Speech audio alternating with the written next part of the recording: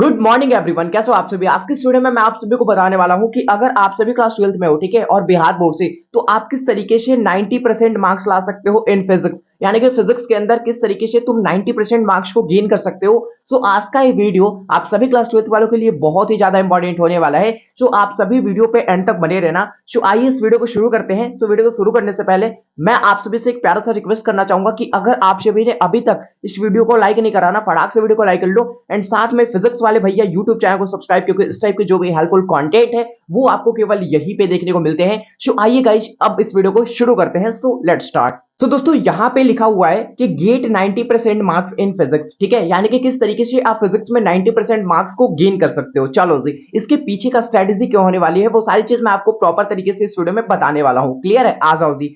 सो यहाँ पे हम लोग सबसे पहले बात कर लेते हैं मंथ की। यानी कि अभी आपका मई है ना, वो एंडिंग पे लगा हुआ है, ठीक है। तो आपके पास अभी मंथ कितने हैं? तो मंथ की अगर बात कर ली जाए तो आपके पास है जून, जुलाई, अगस्त, सितंबर, अक्टूबर और नवंबर, ठीक है। और एक और जोड़ लो दिसंबर, ठीक है। मैंने दिसंबर ऐड नहीं करा इसमें, क्लियर है, मैंने इसमें दिसंबर ऐड नहीं करा।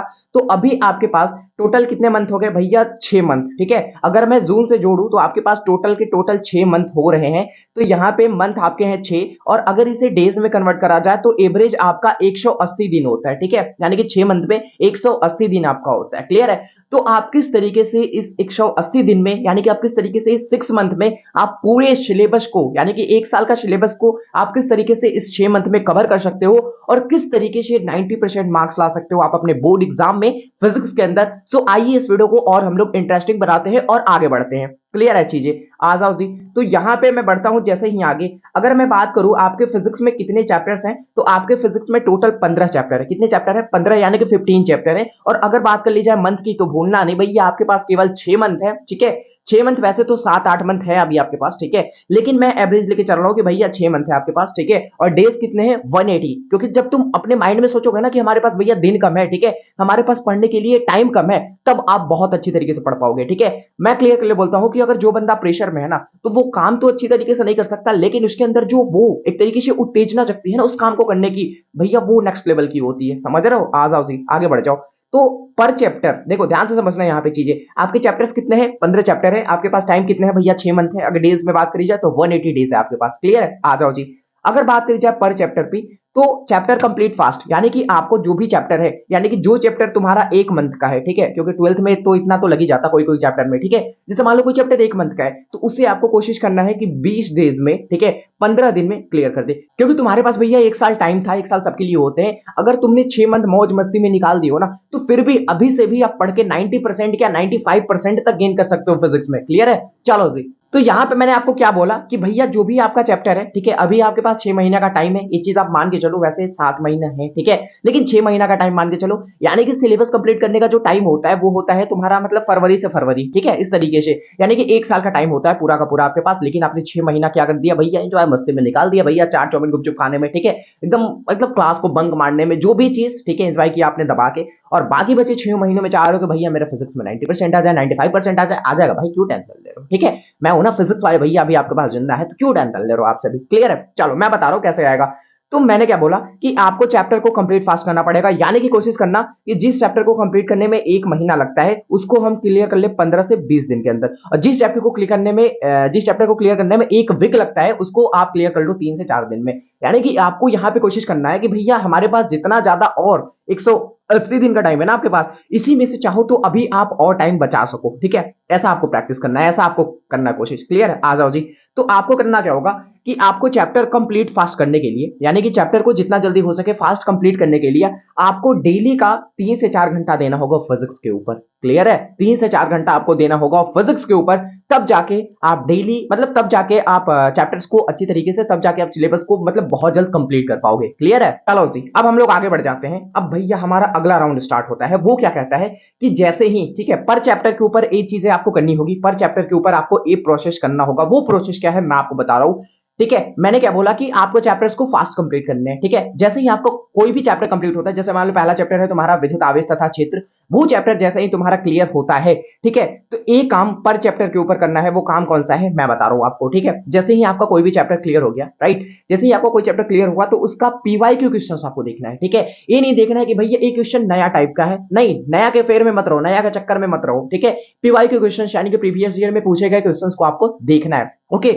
और बात कर ली जाए ऑब्जेक्टिव प्लस में सब्जेक्टिव की, ठीक है, तो पीवाईक्यू क्वेश्चंस में आपको क्या देखना है, यही देखने हैं, ऑब्जेक्टिव और सब्जेक्टिव देखने हैं कि प्रीवियस ईयर में अभी आपका 2025 में आप बोर्ड एग्जाम दोगे तो बिहार बोर्ड ने 2024 में, 23 में, 22 में, 21 में, 20 में, 19 में, 18 में किस टाइप के क्वेश्चन करे हैं इस चैप्टर से, यानी कि जो चैप्टर आपने क्लियर करा उस चैप्टर से, तो उस चैप्टर के जितने भी पीवाईक्यू क्वेश्चंस पॉसिबल हो पाते हैं ऑब्जेक्टिव में, सब्जेक्टिव में, वो सारे के सारे आपको क्लियर करने होंगे। ऑलराइट, चलो जी। अब जब पीवाईक्यू क्वेश्चंस तुम क्लियर कर लोगे तो क्वेश्चन बैंक के थ्रू क्या कर लेना है आपको, क्वेश्चन बैंक के थ्रू आपको प्रैक्टिस करना है, ठीक है। अगर आप चाहते हो कि आपके लिए कौन सा क्वेश्चन में बैंक बेस्ड है तो उसके ऊपर मैंने वीडियो बना रखी है, मैं डिस्क्रिप्शन में लिंक प्रोवाइड कर दूंगा, जाके आप देख सकते हो कि कौन सा क्वेश्चन बैंक आप सभी के लिए बेस्ट होने वाला है 2025 के लिए। क्लियर है, आ जाओ जी। सो क्वेश्चन बैंक से आपको क्या करना होगा, प्रैक्टिस करना होगा। कब, चीजें मैंने क्या बताई, सबसे पहले आपको चैप्टर को फास्ट कंप्लीट करना है, उसके बाद आपको ऑब्जेक्टिव प्लस सब्जेक्टिव यानी कि पीवाईक्यू क्वेश्चंस आपको देखने हैं, उसके बाद आपको क्वेश्चन बैंक से उस चैप्टर्स का जितना भी ऑब्जेक्टिव सब्जेक्टिव है वो क्लियर कर लेना है, यानी कि क्वेश्चन बैंक से एक तरीके से बोलो तो आपका भैया रिवीजन हो जाने वाला है यहाँ पे, ठीक है।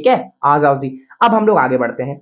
अब यहां पे देखो, जैसे ही आपका 15 चैप्टर है, ठीक है, 15 चैप्टर आप इस तरीके से आपको क्लियर करना है। 15 चैप्टर मैं फिर से बता दे रहा हूं, आपको करना क्या होगा, सबसे पहले, ठीक है, आपको चैप्टर को जितना जल्दी हो सके फास्ट कंप्लीट करने की कोशिश करते रहना है, उसका नोट्स बनाते चलना है आपको साथ में, ठीक है। और साथ में जैसे ही आपका चैप्टर कंप्लीट होता है, ठीक है, तो पर चैप्टर का आपको ऑब्जेक्टिव सब्जेक्टिव यानी कि पीवाईक्यू क्वेश्चंस आपको देख लेने हैं, ठीक है। फिर उसके बाद एक बार और क्या कर लो, क्वेश्चन बैंक से आप प्रैक्टिस कर लो, क्वेश्चन बैंक से रिवीजन कर लो। क्लियर है। अब देखो, अब आपके टोटल 15 चैप्टर क्लियर हो गए इस तरीके से। चलो, मैंने आपको नवंबर तक टाइम दिया था, ठीक है, लेकिन मैं इसमें दिसंबर भी ऐड कर दे रहा हूं कि भाई चलो तुम दिसंबर टाइम ले लो और जितनी सारी भी चीजें बताई ना वो आपको दिसंबर तक क्लियर कर लेना है, यानी कि 15 चैप्टर को आपको दिसंबर तक क्लियर कर लेना है। ऑलराइट, जैसे ही आप दिसंबर तक इस 15 चैप्टर को क्लियर कर लेते हो, अब बचा आपके पास जनवरी, ठीक है, और फरवरी। तो फरवरी में तो 1 फरवरी से आपका एग्जाम हो जाता है स्टार्ट, ठीक है, तो फरवरी तो क्यों ऐड करना, फरवरी को क्यों ऐड करना, बचा आपके पास जनवरी। अब इस जनवरी के समय में क्या करोगे तुम, तो पर चैप्टर का वॉच वन शॉट, यानी कि भैया